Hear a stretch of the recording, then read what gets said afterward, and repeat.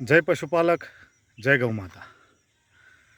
મિત્રો, આજનો વિડીયો આપણો ગુજરાતના દરેક પશુપાલકના ઘર સુધી પહોંચે એવી રીતે શેર કરજો, કારણ કે બહુ મહત્ત્વની વાત છે અને ભરતી બાબતની છે.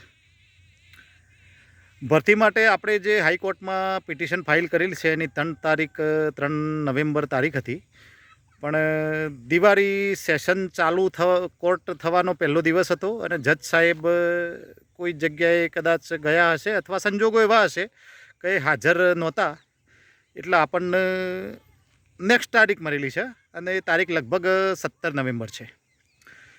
હવે ભરતી બાબતે આપણે ઘણા બધા ટ્રાય કર્યા ભરતી ન થવા માટે, અને હજુ પણ આપણા ટ્રાય ચાલુ છે. પણ મુખ્ય મુદ્દો હું તમને એ કહું છું કે જે લોકોએ એમાં ખાસ સમાચાર એવા મળ્યા છે કે ઈડર તાલુકાના ભરતી માટે જેટલા લોકોએ એપ્લાય કર્યું છે, કોઈ પણ વ્યક્તિ એપ્લાય કર્યું હોય, મને કોઈ નામ આપવા નથી, આપણી જોડે તો નામ પણ આવેલા છે, પણ આપણે નામ આપવા નથી માગતા કોઈના. એમને હું ખાસ જણાવું કે તમે જે પૈસાની લેવડ દેવડ કરેલી છે, અને પૈસાની લેવડ દેવડ એટલી હદે તમે કરેલી છે કે જેનો આંકડો બોલવો પણ મને ખરાબ લાગે છે. તમે પૈસાની ભરતીમાં 30 40 લાખ 50 લાખ રૂપિયા જે આપની લેવડ દેવડો કરેલી છે, એના માટે હું તમને ખાસ જણાવું છું કે ઘણા લોકો ઈડર તાલુકામાંથી 12 પાસ લોકોને લીધા છે, 10 ફેલ લોકોને પણ લીધા છે, અને ડુપ્લિકેટ માર્કશીટો આવેલી છે. અને રાજસ્થાન જે લોકો અભ્યાસ કર્યો જ નથી તેવા લોકોને પણ આ લોકોએ ભરતી કરેલી છે. હવે એ અમારી જોડે હાલ નામ છે જ, પણ આપણે આપવા નથી માગતા, કારણ કે આપણે આપવા એટલા માટે નથી માગતા કે કોઈને આપણે પૈસા આપીને નોકરી લીધી છે એવું કહેવા નથી માગતા. પણ હું એક તમને જરૂર કહીશ કે તમે નવી ભરતીમાં જે લોકો એપ્લિકેશન કરી છે અને ઇન્ટરવ્યૂ આપ્યા તમે, અને તમને જે લોકોએ હાલ ભલે તમને ઓર્ડર એમને એપોઇન્ટમેન્ટ ઓર્ડર આપ્યા કે નહીં અમે જાણતા નથી, પણ તમે ચાલુ થઈ ગયા નોકરી, પણ તમે એમ નહીં સમજતા કે ચાલુ થઈ જાય એટલે ચાલુ રહેશો. તમને હજુ કોર્ટનો શું ઓર્ડર આવે છે એ અલગ વસ્તુ છે, અને તમે લોકો જે એપ્લિકેશન કરીને ચાલુ થયા છો હાલ, મારા અંદાજ મુજબ તો તમને એપોઇન્ટમેન્ટ લેટર નથી આપ્યા આ લોકોએ, અને કદાચ આપ્યા છે તો પણ તમે એમાં ફસાઈ ગયા છો. કેવી રીતે હું તમને સમજાવું. અમે લોકોએ 8 ઓક્ટોબરના દિવસે અમે કોર્ટમાં કેસ દાખલ કર્યો છે, અને 10 ઓક્ટોબર સુધી તો સાબર ડેરીના ઇન્ટરવ્યૂ ચાલુ છે. એટલે 10 ઓક્ટોબર સુધી તો એ લોકો ટેકનિકલી તમને એપોઇન્ટમેન્ટ લેટર આપી જ ન શકે. અને 10 ઓક્ટોબરે અમે એમને નોટિસ આપી છે ભરતી રોકવા માટે, અને એમને કેવીએટ પણ દાખલ કરી છે.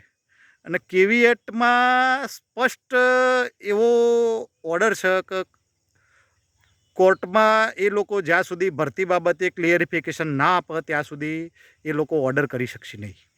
એટલે ભરતીના ઓર્ડરો તો એ લોકો તમને નહીં જ આપ્યા હોય, અને આપ્યા હશે તો જો 10 તારીખ પહેલાંનો વેલિડ નથી, કારણ કે ઇન્ટરવ્યૂ હતો, અને 10 તારીખ પછીનો પણ વેલિડ નથી, કારણ કે અમે કોર્ટમાં જઈને અમે એમને નોટિસ પણ આપી દીધી છે. એટલે તમને ખાસ જણાવું કે હવે જો ભરતીમાં સ્ટે આવી જશે, અને મારા ધારણા મુજબ આવશે જ, આવી જશે તો તમે જેટલા રૂપિયા આપ્યા છે એ બધા જ જશે. અને આ લોકો સત્તા ઉપર બેઠેલા લોકો તમને એક જ જવાબ આપશે કે ભાઈ હવે સ્ટે આવી ગયો, અમે શું કરીએ. એટલે મહેરબાની કરીને મારી 2 હાથ જોડીને રિક્વેસ્ટ છે, તમે પશુપાલકો જે કોઈ હોય એ બધા જ સાધારણ ઘરના છે, પૈસા ભરવાવાળા એ પણ અમે જાણીએ છીએ, અને તમારી સાથે અમારી કોઈ વ્યક્તિગત દુશ્મનાવટ નથી. તમે મહેરબાની કરીને આટલો 30 લાખ 40 લાખ 50 લાખ ખર્ચીને તમે સાબર ડેરીની નોકરીની આશા નહીં રાખો. તમે પૈસા પાછા લઈ લો, અને તમે ખરેખર આમાં સ્ટે આવી જશે તો તમારા રૂપિયા જશે ને નોકરીએ જશે, 2 વસ્તુ થશે. અને જો સ્ટે કદાચ નહીં આવે તો આની પૂરી ઇન્ક્વાયરી થશે, તમારા દરેકના સર્ટી ચેક કરવામાં આવશે, અને ઇન્ક્વાયરી કોર્ટ ઓર્ડર કરશે. એટલે તમે એક વસ્તુ નહીં સમજતા કે ભાઈ સ્ટે નથી આવ્યો તો તમે ચાલુ થઈ ગયા એટલે ચાલુ જ રહેશો. એટલે મહેરબાની કરીને દરેક લોકોને મારે એમાં ઈડર તાલુકાના ખાસ આવા છે, બરાબર. એટલે તમે લોકો તમારા પૈસા મહેરબાની કરીને પાછા લઈ લો. પછી એવું ન થાય કે ભાઈ તમે સ્ટે લીધો અને અમારા પૈસા ફસાઈ ગયા. આમ હું તમને નિવેદન કરું છું, અને આ વસ્તુ થશે જ.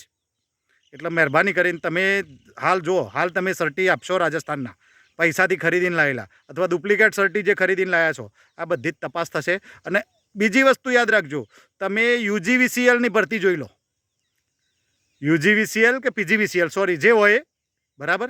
હવે આ ભરતીમાં જેટલા લોકોને તપાસ થઈ, અને એ તમને કહું ક્રાઇમ બ્રાન્ચે તપાસ કરી, દરેકના સર્ટિફિકેટની તપાસ થઈ છે. અને આ સર્ટિફિકેટની તપાસ થયા પછી દરેક લોકોને છૂટા કરવાની નોટિસ આપી દીધી. એમાં જે લોકોને હાજર રહેવું હોય એ લોકોના બધું ક્લિયરિફિકેશન આપવું પડશે, સર્ટી એમને વેરીફાઈ કરાવવા પડશે. એટલે આ બધું એવું ન આવે.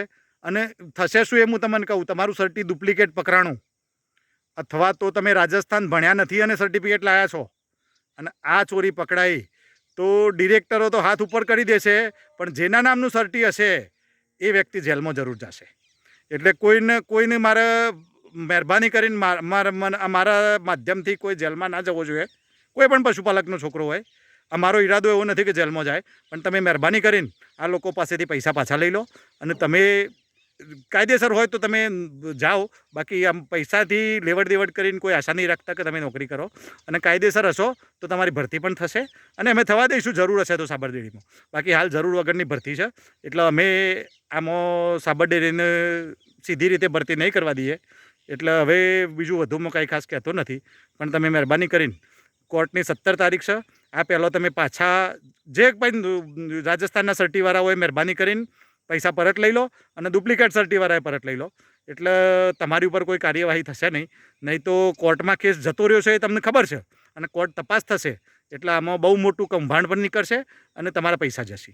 એટલે મહેરબાની કરીને 2 હાથ જોડીને રિક્વેસ્ટ કરું છું કે તમે લોકો નોકરીની આશા, જો બોગસ સર્ટી હોય તો છોડી દેજો અને તમે પૈસા પાછા લઈ લો, અને આટલા તમે વ્યવહાર તમારો પૂરો કરો. જય હિન્દ, જય ભારત.